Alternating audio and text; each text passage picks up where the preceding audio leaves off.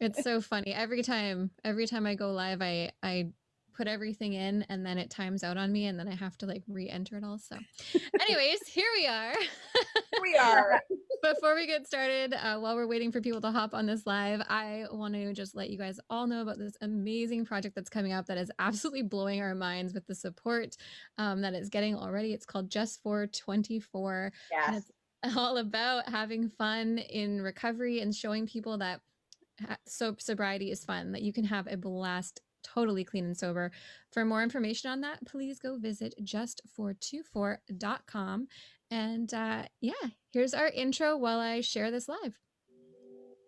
You are listening to Seek Purpose, the podcast, where guests share how they have survived their pain, explored their passions, and found their purpose. We are the platform that gives a voice to journeys of recovery and the opportunity to get inspired by those who have overcome their hurts, habits, and hang-ups. You've found your pathway to recovery. Now it's time to find your pathway to purpose. Subscribe to this show, join our online community, and become a purpose seeker today. Hey everybody, my name is Brooke. And my name is Suzanne. And today we are hanging out with Lesley. You may know her as Mama K on TikTok. Yes, she is a wife and a mama of 4, an 8-year-old and 7-year-old triplets, like 1, 2, 3 triplets. She's also a recovery coach and a recovering addict for 6 years. And the host of the Recovery Scene, which is an amazing podcast and YouTube show. Suzanne had the pleasure on being on there a little while ago. Today we're talking about finding purpose and making it accessible. Lesley has been taking over TikTok with her hearing impaired friendly feed. Yeah, she doesn't just recover out loud. No. She turns it up to about 11, maybe a 12, by creating accessible recovery content. So we're really excited to have you here, Lesley. Yes. I'm excited to be here and kind of nervous. So. Yeah, we just learned that this is your first time sharing your story. So welcome to the Seek Purpose podcast Cherry Popping Club. That's true.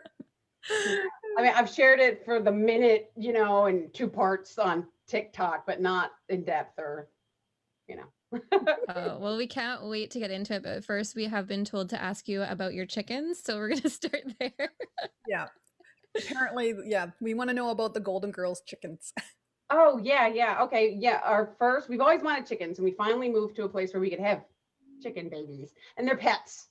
I love them. And I give them loveys and I chase them around until I can catch them and cuddle them. And we have Sophia, Dorothy, Rose, and of course, Stanley, because we thought Stanley was a rooster, but Stanley ended up being Stacy, but whatever. We had Blanche twice, but we have a dog named Bitzer, and he is a serial chicken killer. Because he's a hound. And what happened was our fence wasn't tall enough. So Blanche and Blanche 2.0 both got out, and that was that. So we forget it. Blanche is cursed. So we don't name them Blanche anymore. And then we just got 10 new little chicks, and they're so cute. I love them so much. Yes, I love my chickens. Have you named them yet? The kids did. And oh God. So we've got 8 ball, like the magic 8 ball. Okay. So we're all clear. Okay. Magic 8 ball. 7-year-old brain, not our brains. Okay. Future one of our brains, possibly. Right. Let's see if I can do all these. 8 ball, and I kid you not, Doopy, Officer Bob, Willow, Becca, Sloman, Sunny, Sunflower. Cannot remember the last 2. I don't know. But yeah, so we made the mistake of letting the kids name them. Then again, when I let my husband name one, he named it Margaret Scratcher. Conversation at your dinner table. Well, what are we going to do, Mom? Are we going to have Willow for dinner tonight? Or are we gonna... They are egg layers only. They will die happy and old. Okay. That was gonna be my next question, is how do you explain to your children when they all name and get all cuddly with their chickens that they're going to be for dinner one day? Oh yeah, I do not. So they're just egg layers. Okay, good. I do not have that kind of farm mentality. I just can't do it. Okay, we had to get rid of our rooster for obvious reasons. We thought Julie ended up being Julian. Stanley ended up being Stacy. It was a debacle. And we rehomed him. I could not eat him for dinner. Well, speaking of your children, I'd love to start by just asking if triplets, 7-year-old triplets and an 8-year-old. Oh my gosh, that must be insane. How did you end up having triplets? Is it in your family? Was it? No? Nowhere. We wanted too close in age. So we had Elora, who was our oldest. And I don't know if anybody's seen the movie Willow. You know, I'm kind of old. So it's Rob Reiner's first film. And I named her after both of my parents. So because I always told my dad, I'm going to name my little girl Elora when I grow up. So she's Elora Elizabeth from Mom and Dad. Anyway, and I wanted them to, you know, kind of grow up together. I was an only child. As a matter of fact, I still am. And I wanted them to like be excited. I was like excited for Christmas by myself, you know, like with the dog or whatever. And I wanted them to have somebody. Well, I didn't know there was some kind of buy one, get two going on. And we ended up having 3 for, you know, 2 for the price of 1, I guess. Wow. Careful what you pray for. Oh my goodness. I blame my mother because I didn't get married till 35. I didn't have, or 33. I didn't have Elora till I was 35. She thought she was never having grandchildren. She's, I'm just praying and praying and praying. Could you pray less? Let's just scale back the praying a little bit. Yeah. So Jesus heard you, okay? Sorry. Can we send your mom a list? There's a couple of things we wanted to pray for. Right? She's got the bat phone, apparently. Oh my gosh, this is already a blast. We'd love to get into your story. So can you tell us a little bit about your journey through addiction, and you're 6 years sober, is that correct? Yeah. Wow. 6 years. And it's funny because people ask me, what's your clean date? I'm like, well, it changes. What? My first day clean was on the Super Bowl Sunday. So my clean date, it's 2015, February 2015, but it's Super Bowl Sunday. So wherever, yeah. You sobered up. Were you drinking that day, or that was the first day you actually didn't drink? That was the first day. That was the most miserable Super Bowl Sunday of my life. Yeah. Okay, well, you come to the right spot, because that's what we do here. We really want to share about the broken in the beginning. So this is your painful, what happened Saturday, obviously being so painful and so broken, that made you not want to drink on, take us there. I had gotten into this horrible screaming match with my mother. She and I are I never said I'll never be like my mother. I'm exactly like my mother, you know, exactly. And that's the problem, because we get along and we agree all the time, and then we butt heads all the time. And we're both very stubborn women, you know, and it was bad. It was bad. It ended with her tearing out of, because we were supposed to bring like the food the night before, and it ended up with chicken wings all over the parking lot. Her tearing out of she just like left me there, and me, you know, telling her that she's never going to see her grandkids, and, you know, just all this horrible stuff. I put my parents through hell for a long time. You know, it was pretty rotten. And so it was just when, you know what? Let me back you up to the Sunday before. Okay. That's important. I actually showed up. I had horrible postpartum depression. And it lasted, I mean, I still have it. You know, it's just medicated. Sometimes it does not go away. And I had showed up to church drunk. Drunk. Like, if you're going to show up somewhere, could it not be church? You know, like, but luckily, our church is our age group. A lot of it is, you know, and the pastor is like a mentor and kind of a spiritual father to me, I guess you could say. And after I had shown up drunk, I came to Bible study. I knew I was busted. I knew I was in trouble, and my friends just surrounded me. And he came up to me, and he was like, this is it. This is over. This is ending. It's going to end. Like he said, I'm telling you, it's going to end now. And so I had a hard time that week. And then that Sunday came, and I showed up at the Super Bowl on Sunday after that huge debacle. I'm kind of trying to give you the super Cliff Notes version here. And my friends surrounded me again, and they said, no matter what. And to this day, I will get texts, I will get posts on my Facebook, just random stuff. And they just say, no matter what, my support system. And this is what I tell people: if you want to recover, whether you do a 12-step program, whether you're doing, harm reduction, whether you're doing rehab, whether you're doing whatever you're doing, you have to have a support system, because when you get tired of climbing that mountain and you start slipping back, you need the people under you that are going to do this and help you keep going.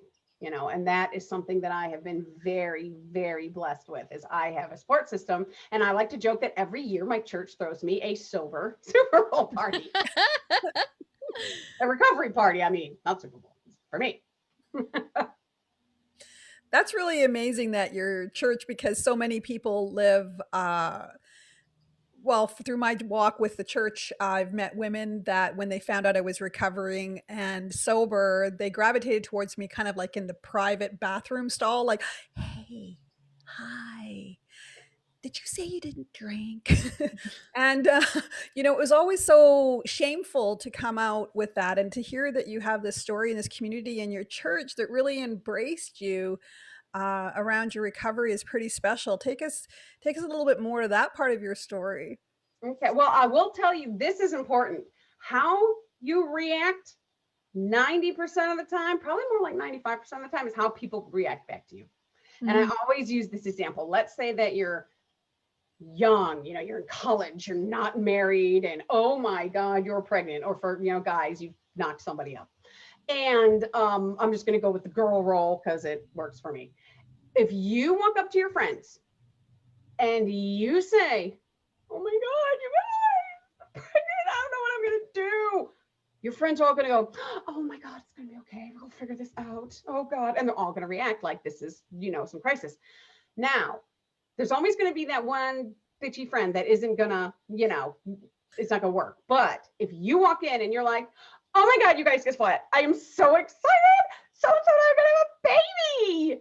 Most of them, because they don't want to hurt your feelings or, out of propriety, they're just going to be like, oh, yay, okay. So we're happy. You're happy? Okay, we're happy, So what I do is, if I'm giving an example of something and it never fails, I'll be talking and I'll be like, well, in recovery, because that's what I got, right? And somebody will go, you're in recovery? And I'm like, yeah, 6 years. And I always get the high five. Always. So how you present yourself is normally how people will react. You'll always get that one person, but forget that one person. Yeah, you know what? This has actually been a topic that's been on my mind lately, because I've gotten some pushback, like recovering out loud and saying I'm an alcoholic or an addict, and then people saying like, oh, well, you shouldn't call yourself that. I don't like. You shouldn't talk negatively about yourself. And I'm like, I don't even consider it a negative thing. Like, I really find it so empowering. It was like, finally, I figured out what was wrong, and there's a solution to what was wrong for me. So right. I'm very empowered by the fact that I'm in recovery, that I'm an alcoholic. And it just feels like, okay, like being an alcoholic, I'm allergic to alcohol. So if I drink, I have a bad reaction to it. So I consider myself an alcoholic. But yeah, there is such a stigma still. And I think it's really important that for me to own that I'm an alcoholic, because I'd rather end the stigma and be proud of it and be joyful about it. And yeah, high five people. Say, yeah, I'm an alcoholic. Woo! Exactly. Up high. Yeah. Because if I hadn't gone through all this, I wouldn't be a recovery coach. I wouldn't have the podcast. I wouldn't be helping people, recover and trying to live their best life and all that stuff. None of this would even be, I would be on here right now. None of this would be happening. So it's like, you're a recovering alcoholic and addict. That's your flex. You know it, like, sure is. Oh my The God. meeting is that way. Oh, I love that. Right. The meaning is that. Oh, I love it. Okay.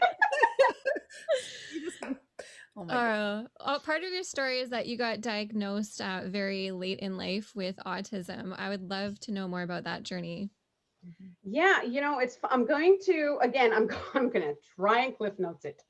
I gotta take you back to third grade because that's really, yeah, when you're a kid, like little ones, 18-month-olds and 2-year-olds and 3-year-olds playing together, they don't care if so and so is autistic. I'm gonna either take your toy, hand you your this toy, or bite you. I mean, I don't care, right? Well, later it was when I was, oh no, I was going from, yeah, second grade to third grade, and boom, sometime before I turned 9, or when I turned 9, this horrifying anxiety took over. I mean, I can't, there's anybody who's gone through anxiety will be like, because if you've never gone through it, it drives me nuts when people say, oh, depression is obsessing about the past and anxiety is worrying about the future. It's like, no, anxiety like punches me in the face when I'm, making mac and cheese and I'm not thinking about anything.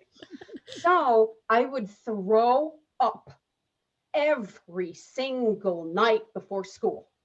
Every night I would throw up, and then I'd cry and cry and cry, and then I'd throw up in the morning. It got to the point where when I got to school, my wonderful teacher, Mr. Cofton, who has since passed, but he had the garbage can at my desk. So I didn't have to go up to the front of the class, or I would do this and he'd be like, well, we were just talking about, we were not as woke. So when I tell this story, I don't want people to be like, oh my God, your mother did this. This was 1980. What was that? Back that 1985. I was 9. And so my mom, first of all, she's tough, right? I mean, she's tough. She's Scottish. She's this big, but she's huge, right? And the doctors who are supposed to know said she has a phobia of school, make her go. Now they'd be like, oh, maybe she should, homeschool or do online. There was no online, So I remember sitting in the car, just a wreck.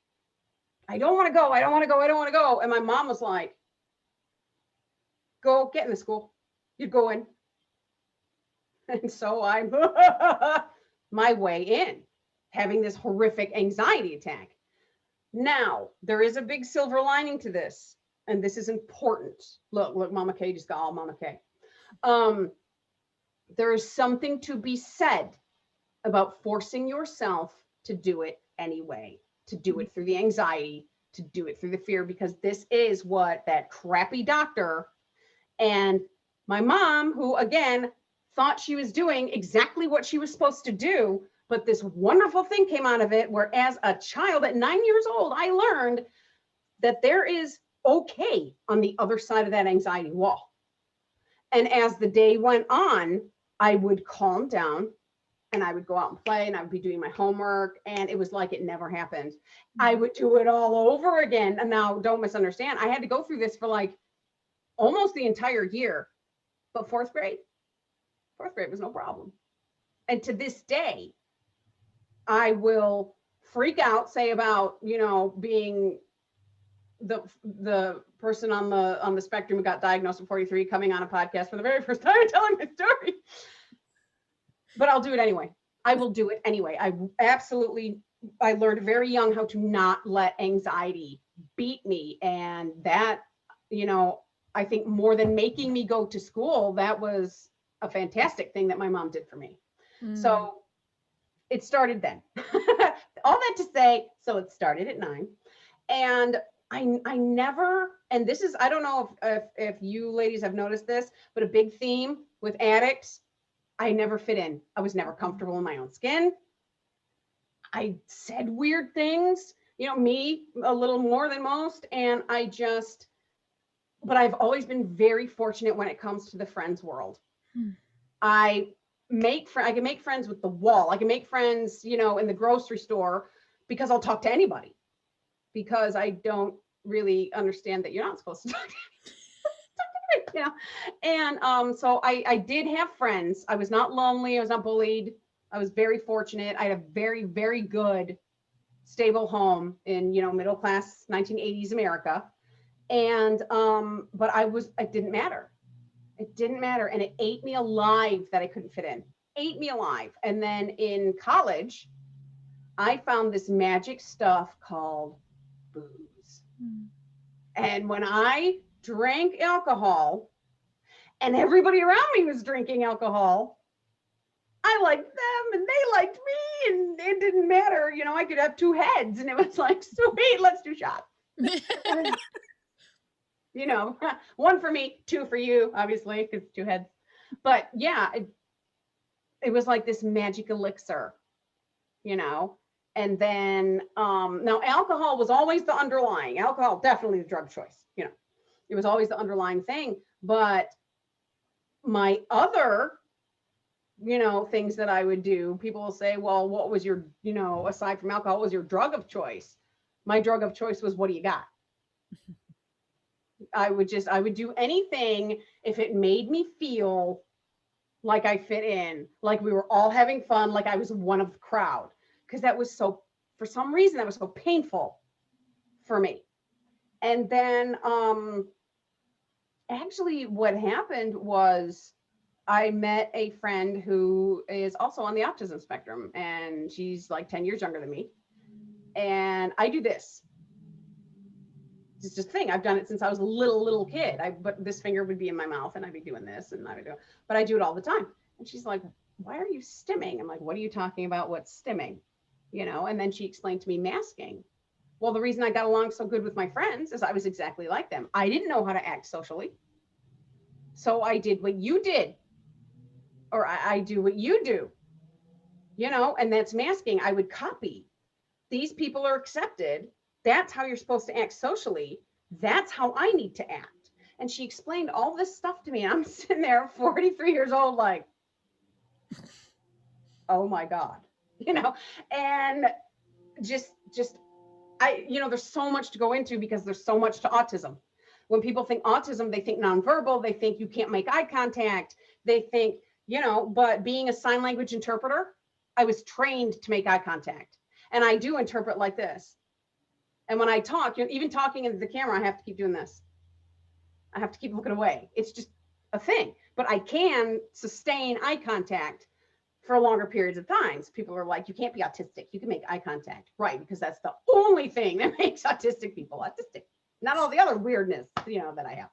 So yeah, I decided to call a doctor, pay the bucks to get diagnosed. And because autism shows up as everything, I was diagnosed as bipolar, depression, anxiety, all this stuff. And it was like, no, we're nice little box, autism. It's all in there, And that's how that came about. And it was so awesome. It was just like this absolute relief, because it's like I tell the people that I work with, we do not use our mental health diagnoses as excuses. We use them as ammo, as information. Okay, now I know what I'm working with. Now I know how to navigate this better. Now I got the wheel. It was it was awesome. It was a great experience. Wow. I resonate so much with so much of your story. I have been diagnosed with a severe anxiety and panic disorder that was really prevalent in my 20s. And like there's times where I couldn't even leave the house. When this whole pandemic happened, I was feeling like I was going to puke pretty much every single day.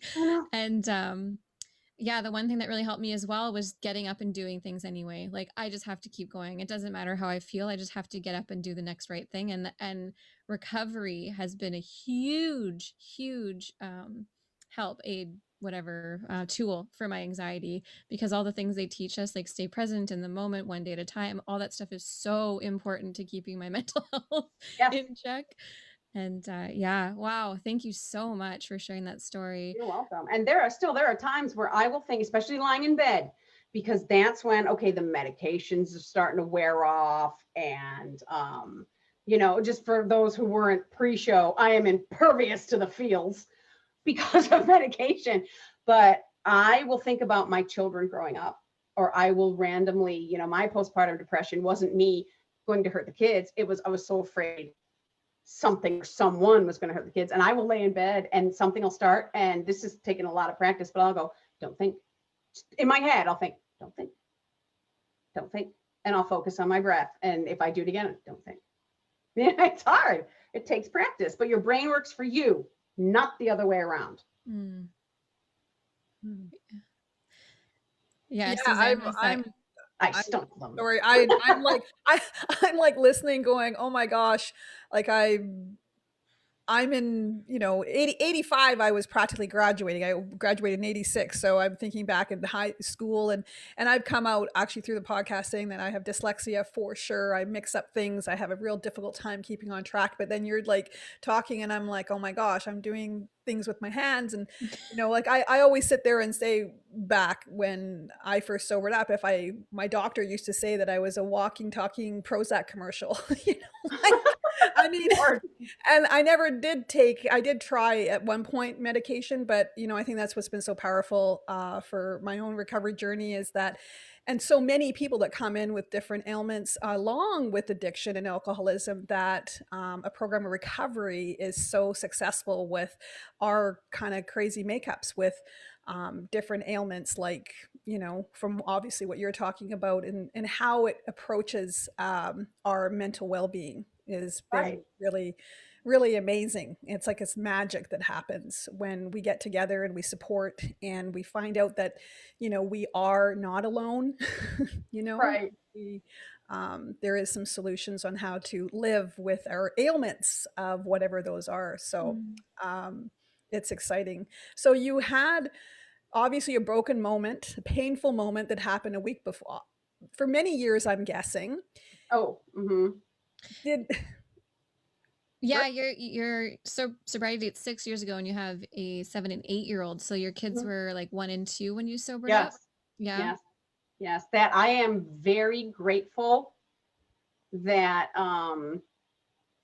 that they were so little, Mm-hmm. because they don't remember, you know, I will tell you the hardest thing, you know, another moment. I had multiple moments that made me go, okay, this is stupid, you know, is Elora, right before I sobered up, was 2. And I think this was that day, and I'm laying in bed like so sick, you know, before we're going to the Super Bowl party, and I can't get out of bed, you know, and because I mean, I was a drinker.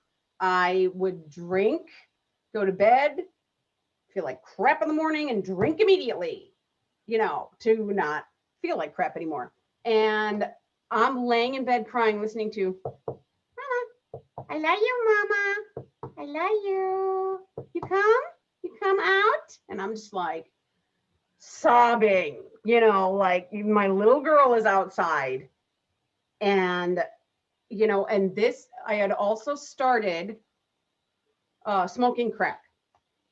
And my sponsor at the time said to me, because, and thank God I have imagination issues. Because I have a fabulous imagination, which is great and horrible at the same time. And he said to me, and I was mixing it with alcohol, and he said to me, if you're in the bathroom and you take a bad hit and you die, who's the first person up in your house? It was Laura. She's 2. Who's going to find you? And he's like, and I want you to picture her. And of course, me being me, I could picture her, you know, Mama, Mama, laughing, thinking I'm joking, and then not understanding why Mama won't. You get up, Mama, and not understanding, you know. And that was like that. That was another one of the moments, you know. So there was 3. There was the thing that happened with my 4. The thing that happened with my mom, my pastor, and my friends, Elora, and my sponsor, when he said that. And those 4 things together, because sometimes it's not addition, sometimes it's algebra, you know, and it takes a few things to get us to that holy crap moment. and I gave my keys to Ian. I said, you lock up the money, you change the password, you change the code on the debit card, you change the password on the alarm so I can't sneak out, and I get access to nothing. And that was it. I was done. And then really, really sick. Yeah. So, But you had a sponsor at that point. So were you trying to get sober before that? oh yeah. I tell when if anybody's going through recovery and they're like, forget it, I relapsed, I suck, I hate myself, I'm just quitting. It took me 10 years to get one clean. So but I am going to drop a little bit of a bomb here. I would relapse and relapse and relapse and relapse. I was a chronic relapser. Kids, there is no such thing as a chronic relapser. You haven't quit yet. You haven't really quit. When I quit, when I threw those keys and I was done. They say in 12-step programs, which I love this, they say you have to chase that recovery the way you chase that drug. And it's absolutely true. You're all in or you're not in at all. There is no such thing as a chronic relapser. You haven't quit. Amen. You're not gonna get me not to believe, on that one. And it is controversial, keep coming back, and it's true. It's when you're done, you're done. And anybody that has long-term sobriety will tell you that, I just wasn't ready. And, I think that helps actually also to kind of embrace the person that does come and is trying. It's just loving on them, because you never know the purpose of why a person comes in now and later. And I actually have a sponsee of mine that definitely could almost be my mother. And actually, she's not that old. What the hell? She's not that much older than me. But anyways, I I have been so blown away by this relationship, and I think how many years it took her to come in, and she came in her 50s, and I'm just sitting there thinking, there's always a reason. You never know when Right. the when is supposed to be, because it is a world way bigger than us.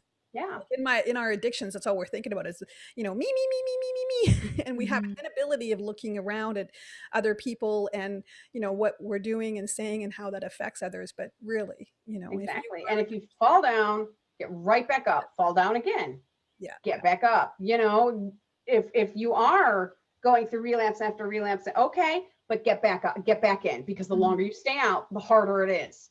So that is one thing, the one thing that I can go, well done, Lesley. Always right back in, right back in. I never let the embarrassment or the shame, because we are talking life and death. Gives a crap about embarrassment and shame. Like, Yeah. I want you to live.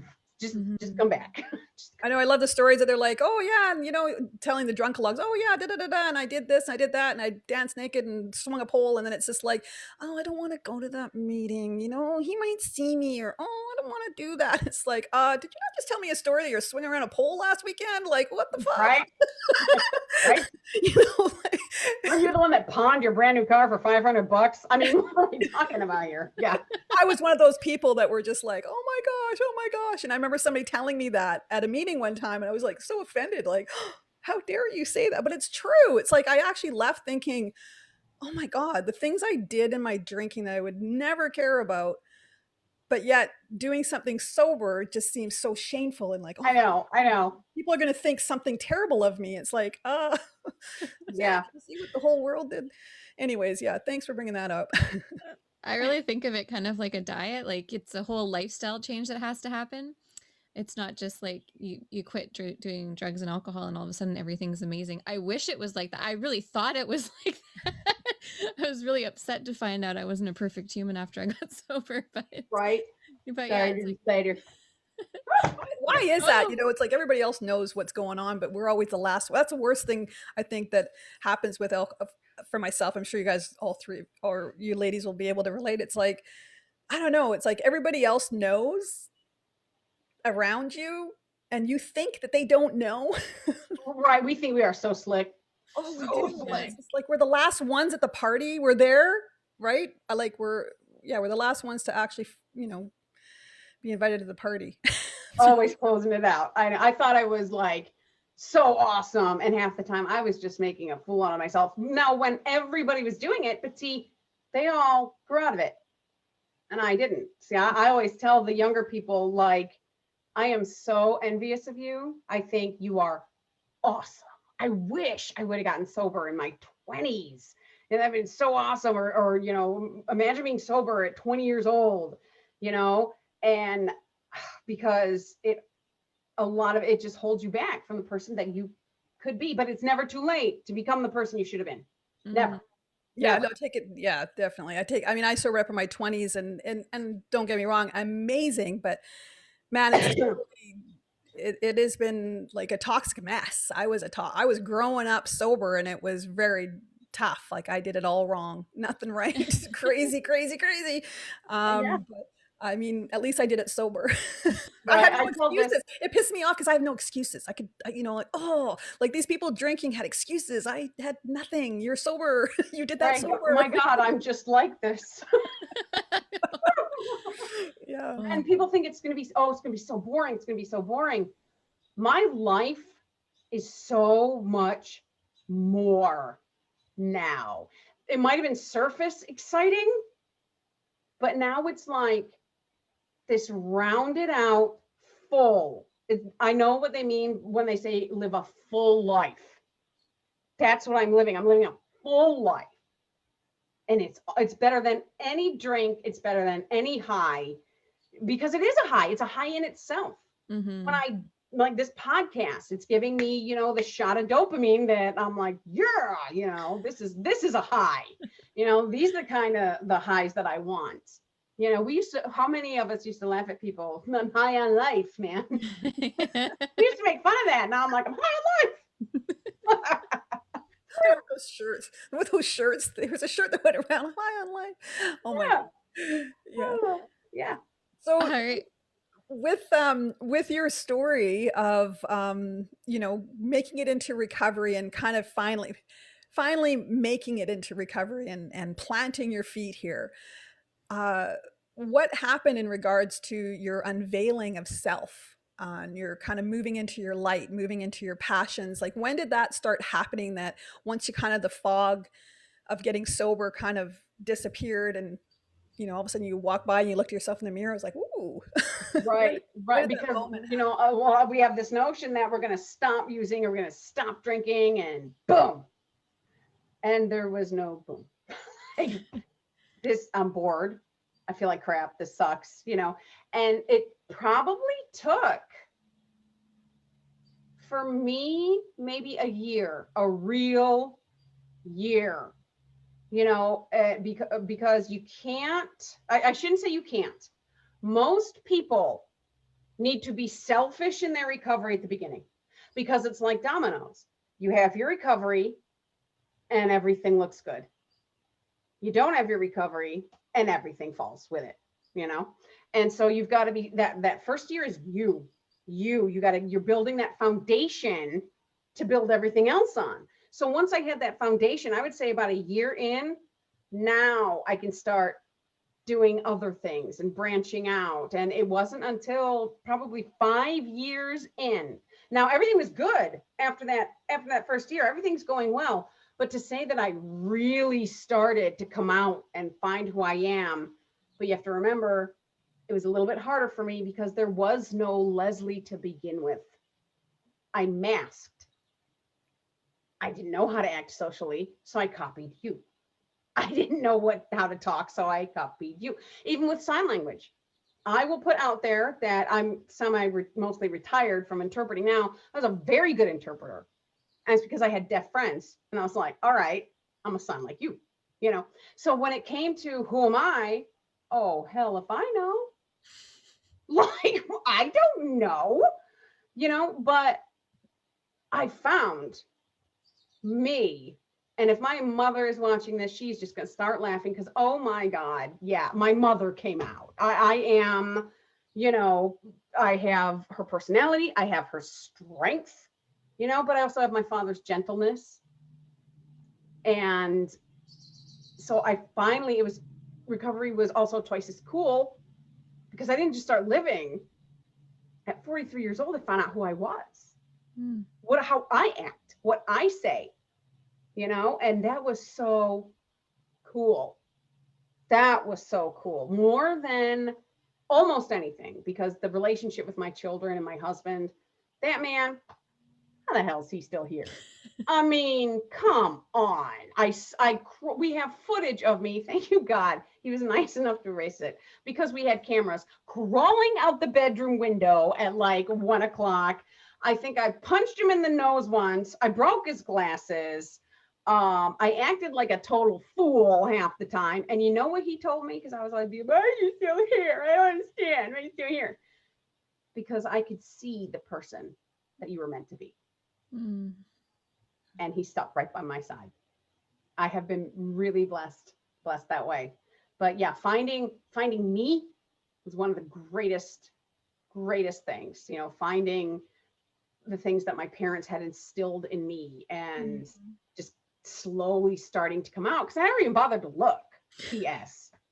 I've been copying people for so long because I wanted to fit in so bad. I didn't even bother to stop and go, wait a minute. Who am I? Oh, so good. I relate to so much of your journey. I can't even, like, I know you don't cry, but I've almost been on the verge of tears this whole time. Um, I want to talk about how you're finding purpose now that you're clean and sober. You've blown up on TikTok. You're spreading the greatest message. You're just so loving and caring and fun and exciting. And you have your recovery show. You're also a recovery coach. Can you tell us about that journey and how that all started and how you're finding purpose? Yeah, I thought a lot of us think to ourselves, okay, I'm going to share my story. And if that helps somebody, awesome. And I thought, well, why don't I give people a platform and they can share their story and maybe they'll help multiple people, you know? And I can't say that because it was actually my husband's idea. Because I was like, I want to do something, I want to do something. I can't figure out what to do. And he's like the processing guy. It's so funny because you were talking about crying and how, your husband he doesn't seem like, he is so stoic. He has resting cop face. People have walked up to him and asked him if he's a cop. It's so funny. He's just but Ian's a bit of a crier. So he's the guy that was like, how can she help people? And he said, why don't you do a podcast? Because somebody said you should have a YouTube channel. And I was like, okay. And so I wanted to give people a voice, a platform where they could tell their story. And it's a win-win because it lets them, every time we expose that darkness to the light, it gets a little easier to handle and it's a little less sick and it's a little less shameful. And so it makes us feel so much better. But then on YouTube, I always click not for kids. Well, if I'm a teenager looking at YouTube and it says not for kids, I am totally going to watch that, right? So I'm hoping that some kid who shouldn't be watching it is watching it and goes, oh, hell no, I'm never going to be like that. And I hope it sticks, or somebody who's struggling goes, that dude died twice and he's recovered. I can recover. I got this. I got a DUI. He died. I can do this. So it's like, and we've got housewives and people who grew up in, Leave It to Beaver. Sorry, younger generation. What is it? Good Luck Charlie. Households. People that came from broken homes. People whose parents were addicted. I mean, it's everything, and it's gonna resonate with somebody. But I wanted to do more because More? No way. more. Really? And that's where the recovery coaching part came in, because people can get sober, people can get clean, but a lot of times you'll see posts like, this still sucks, I hate it, I was better using, et cetera, et cetera, et cetera. Well, being a recovery coach, I want to take you from just, my thing is get out of neutral. You stop speeding forward at 300 miles an hour. You're not, in danger of death anymore. But now you're just in neutral. You're just kind of hanging out here. And I want to take you, and I want you to have goals and I'm going to have things to look forward to. And I'm going to find out what your dreams are. Okay, sweet. Let's make those happen. And so I wanted to do more. So those are the two things that, and of course, I'm still with the Addictions Academy doing more classes and more classes and more. I'm going to go get the certified harm reductions coach and food addictions, and because addiction is addiction is addiction. Mm-hmm. So yeah, I want to help. To summarize, I want to help. You never just get a yes no out of me. Well, I just can't. That's perfect. We're not looking for yes nos. It could be worse. It could be like, which happens. It happens. So what is take us through a session of recovery coaching if someone were to come to you and ask for help, they want to get out of neutral, what's some of the things that you can do with someone through recovery coaching? A lot of the times it's like, I just got out of rehab. And in rehab, you make a plan. But it's it's not that it's bad or anything. It's just, you kind of surface plan. How are you going to stay clean? Are you going to go to meetings, et cetera, et cetera. And yes, we talk about, okay, are you doing meetings? Are you doing this? Are you doing that? But a life without goals, a life with nothing to look forward to, with no upward mobility, that sucks. I don't want to sit and wonder what I could have been for, like, great, I got sober. Everybody said it was going to be so awesome. It is so awesome. If you do work, it's all work. Getting sober is work. Living your best life is work. Anything you want to do is work. If your life is easy, you're doing it wrong. Okay. So if you're just cruising through life, you're doing it wrong. So we're going to talk about, okay, what are your dreams? What do you want to do? Okay, let's see how we can get you there, or at least to something. Because if you're like, I want to be an astronaut. Oh, okay. Let's talk about, okay, what is it about being an astronaut that you really like? How can we get you to a place where, and like, okay, now I work at the museum and I work in the planets. You know what I mean? I give the tours with the kids and I tell them about the planets and stuff like that. And so we have goals, and I'm lonely and I'm bored. Okay, you're lonely and you're bored. Let's get unlonely and bored. What are things that you can do to meet people? Because you've got to put yourself out there. I don't want to meet people. Okay, let me get this straight. You're lonely, you're bored, but you don't want to go anywhere or meet people. Enjoy being lonely and bored. Like there's got to be. So I'm kind of the, it's like I tell some of my clients, I'm like, hate me now, love me later. It is my job to to make you uncomfortable and to make you do things. Because when you do uncomfortable things, the next time you do it, it's not uncomfortable. And now you've just widened your comfort zone. You do something else. I don't want to do it anyway. You've just widened your comfort zone. And eventually your comfort zone is so big, it's like, you can't scare me, but do it anyway. That's my way of recovery. All recovery coaches are all, they run the gamut, but I'm a little bit more, I am a loving persona, but I am the Mama K persona. Like I said, you're lonely and bored. You want to go out, but you don't want to go out or meet anybody. Well, I guess you're going to enjoy being lonely and bored. Go to your room. Go to your room. That's just, I am going to tell you exactly what you need to do. You have to do it, So that's just my approach. And what about you? What are your big goals? What if you had no obstacle in your way and you could absolutely do anything? I know you've got a big imagination, so what would that be? What would be like, oh my gosh, this is it. This is the rest of my life. I don't need anything else. I would very much like to, okay, well, first of all, I want to be like the most sought after recovery coach in the Southeast. That's what I want. I would write a book, and I'm telling you, it would be called Drugs Are Fun and Other Things I Was Wrong About.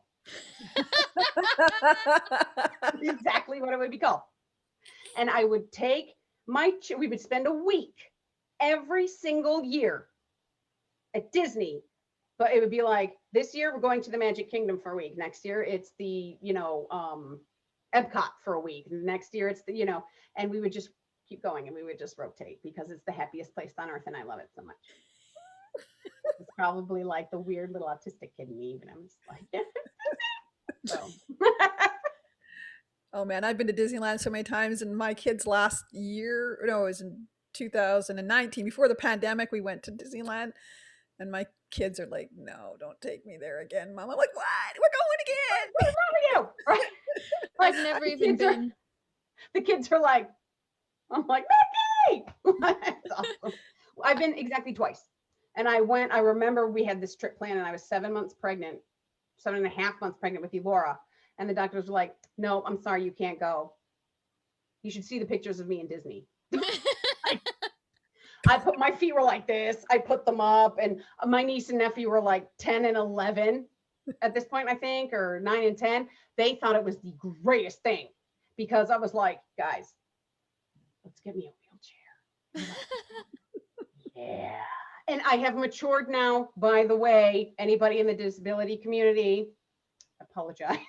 I do. Actually, shame on Disneyland I, when we went there last time. It is not a pleasant place for people with disabilities. it's That not. Trying to get through there in the wheelchair. Oh my God. But I couldn't. I mean, I legit couldn't walk that far, you Mhm. know. We maybe should not have taken advantage of the first in line thing. That's what I was getting at. Like, I'm very sorry. Maybe I should not have done that. But they were 7 and 8 and they were like, Lesley, you can get in the front. I'm like, what? Because I didn't know, but there was a big sign that said wheelchairs go to the wheelchairs and their families go to the front. They thought it was like Christmas.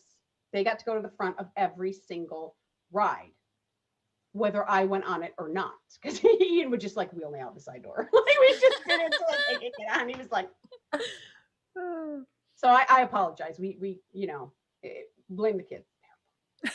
I have never even been to Disney, so like when this pandemic thing is all over, we need to just have the biggest recovery Disney trip in the world happen because it sounds like so much fun. I'm so jealous. I was watching all your videos, Suzanne, when you guys were out there, and I was like, damn it. Just once So in my fun. life, I want to go see Disneyland. Yeah, and my kids haven't gone. They're 7 and 8, and they have not gone. And I'm just like, oh my God. You gotta learn to get into that inner child and never let her die. Oh yeah. That's Oh one thing yeah. I learned way back in the day with, for those of you who are like quit lit people, go back and read the old school John Bradshaw, who really talks about unleashing your inner child and, grasping onto to your little person and allowing them to play. And Yeah. I think that sounds like what you've been doing definitely on your recovery journey and finding yourself and embracing her and just hearing how you're grasping onto your purpose and teaching other people, to kind of, cultivate themselves into the recovery program in their lives and be able to, grasp onto those really cool things. So many people sit there and go, they have that feeling like, is this it? Like, Right. I'm sober now. Like, is this Where's the it? magic? Yeah. Like, And that's kind of, yeah, really, really great. yeah.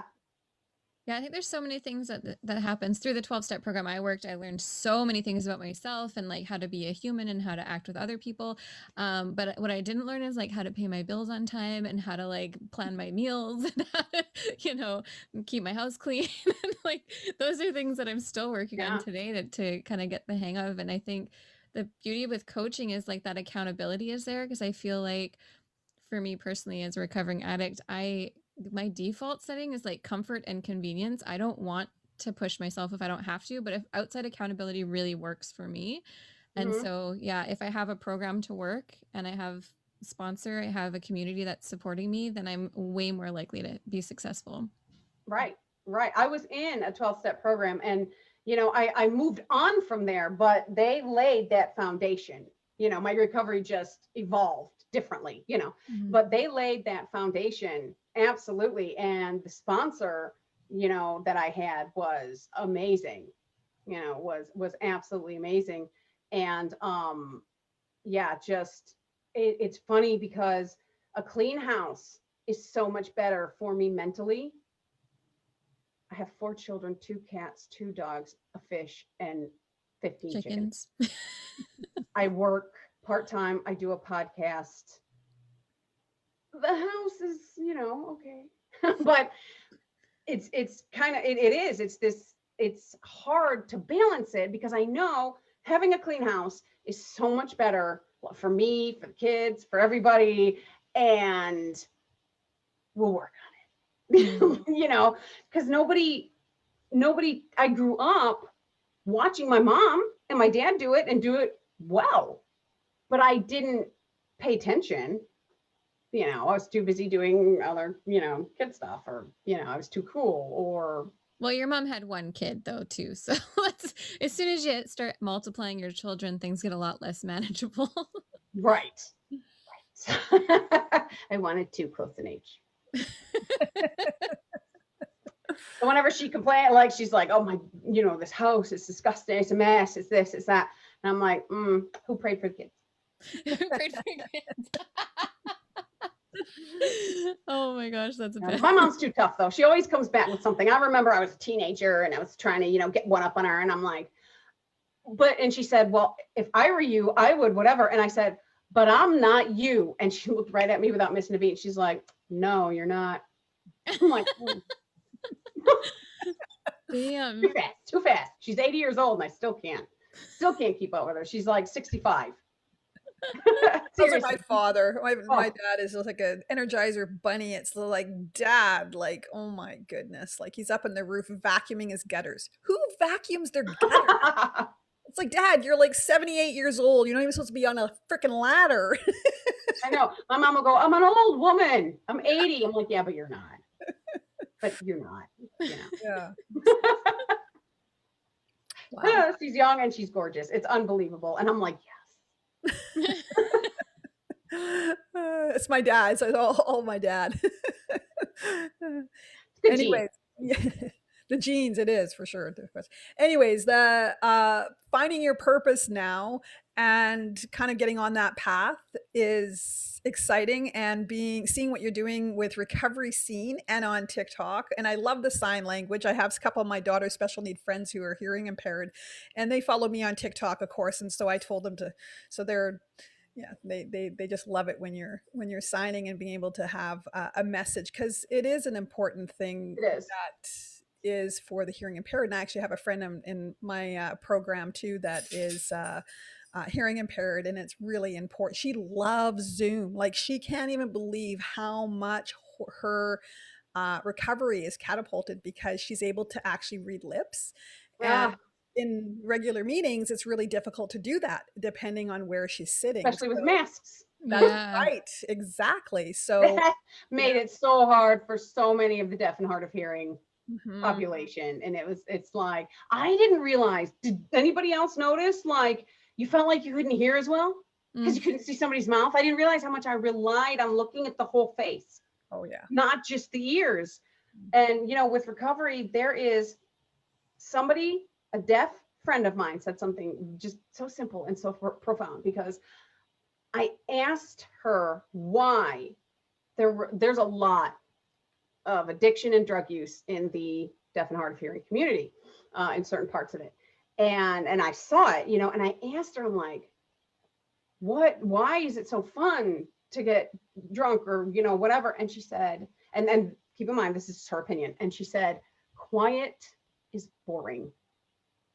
I was like, it was just so simple. You know, when you do a drug or you're drinking, your whole body is, you know, loud, quote unquote, you know, and I could absolutely understand. And so not everybody captions their videos, and definitely not everybody signs. There are deaf people, deaf and hard of hearing people out there that, and I don't know what it's like in Canada. In America, they don't like hearing impaired. They say deaf and hard of hearing. Throwing that out there. But they need that message as well. They need that message as well. So when somebody does a video and it's like, oh yeah, you know, like Dizzylicious Erin, you know, she said, I will sit with you for hours, listening to your problems for as long as you need, or I would rather sit with you for hours listening to your problems as long as you need than sit for 15 minutes listening to your eulogy. And I was like, oh, we're signing that one. You know, and then the funny ones that I'll sign, or, you know, but yeah, I try and caption everything, and I try and sign, you know, one or the other, sometimes all three, or all three. Yes, because I'm speaking. Don't forget the hearing people. They count. So yeah, there's enough shit for us on the internet. You can forget. right. So yeah, I try and kind of bridge that gap, you know. So I know some people see it and some people go, "Oh, thank you so much," but a lot of them are very, very quiet about it. Mm. You know, it's because of stigma and you know. Yeah. So It is hard. I have, as you guys know, that my daughter's in special needs community, and there's somebody that is needing us desperately in recovery, and brought him. And he was, one thing is he showed up every day. Like he couldn't. It was great, and we got him connected, but it was really hard for him to stay connected because of like the conversations, yeah, it's there wasn't uncomfortable access. for people, and the access, yeah, and keeping him, yeah, it's been really tough trying to reach out to that community and that demographic. But yeah, so when you kind of come in, I noticed a few times, you kind of see somebody that's indifferent, and it's just like people stay away and don't, or just loving Right, on them, hugging them. Well, you right. can't. And then how do you get an interpreter? Because people don't realize. Just FYI for anybody in a 12-step program, interpreters are bound to confidentiality. Mm. So you are safe with with an interpreter being in there, or you are supposed to be, and it was just lucky that I've interpreted conferences and I've interpreted meetings and stuff because I happened to be somebody in recovery who was also a sign language interpreter. What are the odds? So I did that because I knew this was early recovery, because I knew that just was not happening. Mm-hmm. So yeah, it is, it's a really important subject, because when we think of addicts and alcoholics, it's either, the guy in the trench coat sleeping under the bridge, or, whatever, or somebody like me or somebody like you. We don't think about the, disability community or the deaf and hard of hearing community. And they, they do everything we do. you know, Yeah. they can get addicted too. My daughter So had a birthday party one time, and they're all I take her to this birthday party, and they were all drinking, and I'm like a few of them were like drinking, and I'm just like, whoa, kids. I mean, they're all kids to me. They're all like, it was, yeah, yeah, I mean, they want to be like grown-ups, so they think grown-ups are supposed to go to these restaurants, and they don't understand, nobody's educated them around, how to drink right. alcohol and handle themselves. And it was really, it's something both my husband and I have tried to interject with my daughter's community to try to help, as best we can, to help them, to Yeah. know proper drinking. Not that I can tell them that, because holy shit. How do you drink normally? I don't know. What are you asking? Really? No, I think you already had one. Don't you think you maybe want to save your money? Or you want to go to Starbucks tomorrow? You're not going to have any more money left if you have another That's five. right. She loves Starbucks. That's right. You told me that. And Oh they're my like, gosh. oh, But yeah. Starbucks tomorrow. Yeah, I want to have Starbucks tomorrow. Okay, well, why don't we Okay, just good. have one beer tonight? Okay. Yeah. Like it's so funny because my kids are 7 and 8, and I tell them things on a 7 to 8-year-old level, but they will be so educated. They're gonna blow people away with their knowledge. Yeah. I want. It's important to explain to them, this is what's quote unquote normal.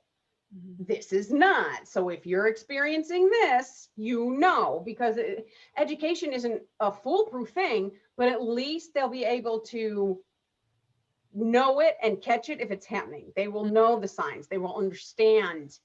It's not necessarily preventative, but it's still gonna help, because like I said, I wish I would have caught it way earlier. Yeah. Way earlier. Mm-hmm. Well, it So, is yeah, 8 that's o'clock important. already. I can't believe that hour just flew by. I'd love for you to share with our audience how they can get in touch with you, where they can come find you, and just get to know your incredible personality and everything that you do. Okay, so you want me to go through? Okay. I'm on everything, but I'll only do the basics. On TikTok, I am Mama, MAMAK, Mama K 2_14, which is a private joke because I got sober in 2015 and I put in the wrong date, but I just left. It's supposed to be 215. I wondered where the 14 came from. That is Absolutely meaningless.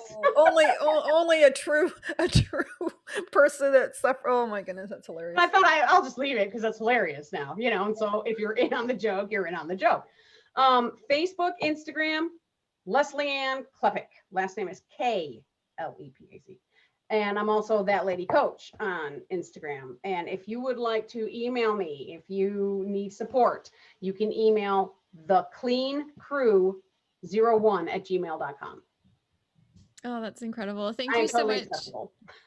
Thank you for coming on and sharing your story and everything you're doing and for the work you're doing for the hearing impaired community and recovery. That is just so incredibly needed. So thank you.